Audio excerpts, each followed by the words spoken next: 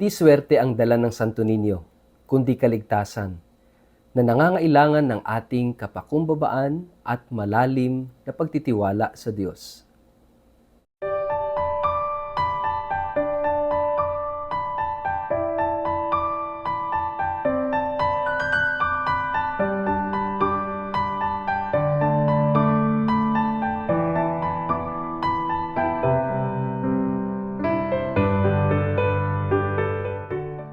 Ang mabuting balita ng Panginoon ayon kay San Marcos.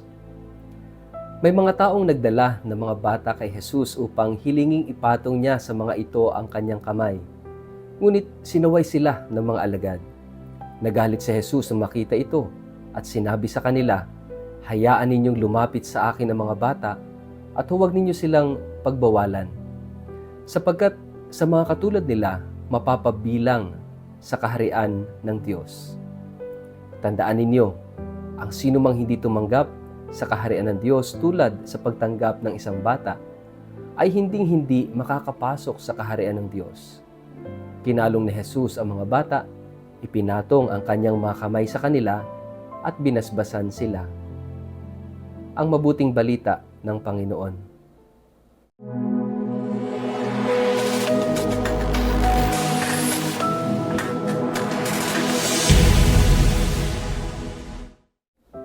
Mapagpalang araw po sa inyong lahat. Kumusta po kayo? Ang ating pong word of the day ay childlike. Bago po tayo magpalalim sa ating reflection, ngayong araw na ito, kayo po ay muli kong inaanyayahan na huwag kakalimutan na mag-like, mag-follow at mag-subscribe sa ating page na Word of the Day at Father Richard Lagos. Ganun din po, pakishare ang ating video ito sa inyong kapamilya, kamag-anak, kaibigan, mga kakilala sa social media para sama-sama po tayo sa pagiging media evangelizers at online missionaries na nagpapalaganap ng salita ng Diyos sa mundo ng social media. Paki-follow na rin po ako sa YouTube at sa Instagram. Hinihiling ko rin po na ako'y inyong ipagdasal dahil sa darating na Martes, January 23, ako po ay papunta ng Italy sa Rome dahil ako po'y a-attend ng International Conference on Clergy Ongoing Formation.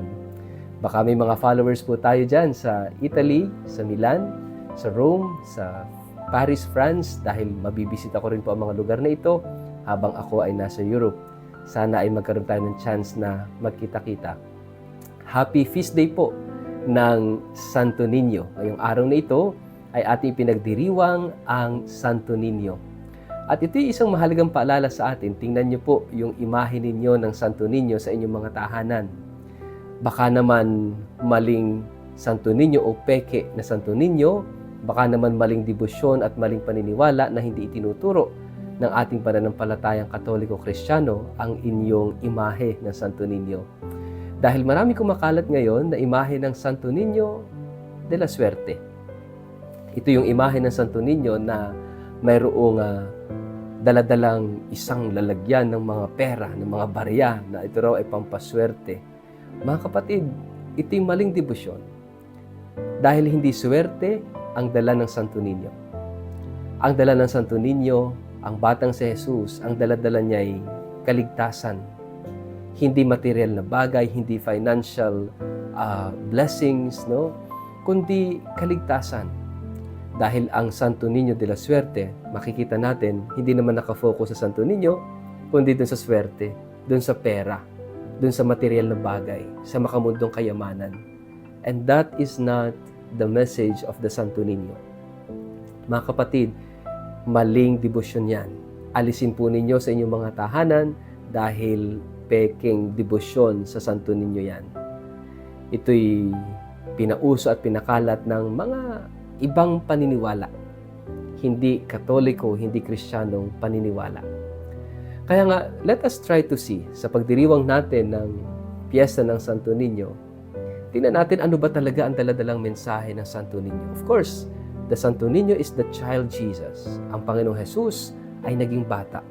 At itong episode, itong bahagi ng pagkabata ng ating Panginoon, ang binibigyan natin ng pagpaparangal sa pagdiriwang ng Santo Niño. Upang sa ganoon, maunawaan natin na protektahan, ingatan ang mga bata, ang mga kabataan. At merong dalawang mensahe na gustong ipahatid sa atin ang Santo Niño ngayong araw na ito. Tulad ng aking nasabi, ang dala-dala niya ay kaligtasan, and there are two requirements for us para tayo ay maligtas. Unang-una ay ang kababaang loob. Ang larawan ng Santo Niño ay larawan ng Diyos na nagpakababa. Larawan ng kababaang loob ng Diyos na siya'y nagkatawang tao, naging bata tulad natin. Of course, pag sinabing bata, no, napaka-vulnerable, napaka-sensitive, no? Kumbaga, hindi pa niya kaya yung kanyang sarili. Imagine, ang Diyos na lumikha ng sanlibutan, ang Diyos na makapangyarihan sa lahat, naging bata. Bata na napaka-vulnerable, napaka-sensitive, bata na kung titingnan natin ay walang kamuwang-muwang, walang kakayanan, umaasa kanino? Sa kanyang magulang. Imagine, it is like unthinkable na ang Diyos ay magiging vulnerable, magiging helpless child, magiging isang nilalang na may pangangailangan at nakadepende. Di po ba? But that is the humility of God. Kung paano ang Diyos ay pumasok sa kasaysayan at sa kwento ng sangkatauhan, itong humility na ito ang magiging requirement din, ang magiging kailangan din natin upang tayo ay makapasok sa mundo ng Diyos, sa kaligtasan, sa buhay na walang hanggan. Kaya nga napakahalaga ng salitang ito, humility. Pero mahirap yan. Biyaya ng Diyos, grasya ng Diyos kapag tayo ay nagkaroon ng tunay na kababaang loob. Pangalawa, dahil sa kanyang abang kalagayan, ang bata ay nagtitiwala sa kanyang magulang. At ito rin yung gustong sabihin sa atin ng Santo Niño. Yung complete trust, total entrustment, no, of ourselves to God. Yung ganap na pag-aalay at pagtitiwala ng ating sarili sa Diyos. Dahil alam natin yung ating abang kalagayan, tayo ay hindi mabubuhay kung wala ang Diyos sa buhay natin, kung hindi dahil sa kanyang pagpapala at sa kanyang pagmamahal. Mga kapatid, napakahalaga ng pagtitiwala, 100% trust in the Lord. Ito yung dalawang napakahalagang mensahe na kinakailangan nating taglayin kung talagang tayo ay mga deboto ng Santo Niño at kung tayo ay nagsusumikap na maging totoong mga Kristiyano. Kinakailangan natin ang dalawang ito, kababaang loob at pagtitiwala sa Diyos. Mga kapatid, sana ilagay natin sa sentro ng tahanan ang Santo Niño. Hindi ang Santo Niño de la Suerte, kundi ang tunay na Santo Niño, na hindi swerte ang dala-dala, kundi kaligtasan. Kaligtasan sa pamamagitan ng kanyang pagpapakababa at ng kanyang ganap na pagtitiwala sa Ama.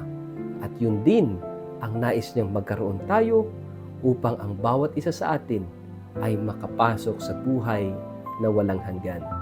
Kaya nga si Saint Therese of the Child Jesus and of the Holy Face, ikinabit niya sa kanyang religious name itong dalawang ito na napakahalaga at natutunan niya na sa kababaang loob, sa kasimplihan, sa kapayakan ng buhay tulad ng Santo Niño ay mapapadali ang kanyang pagpasok sa buhay na walang hanggan.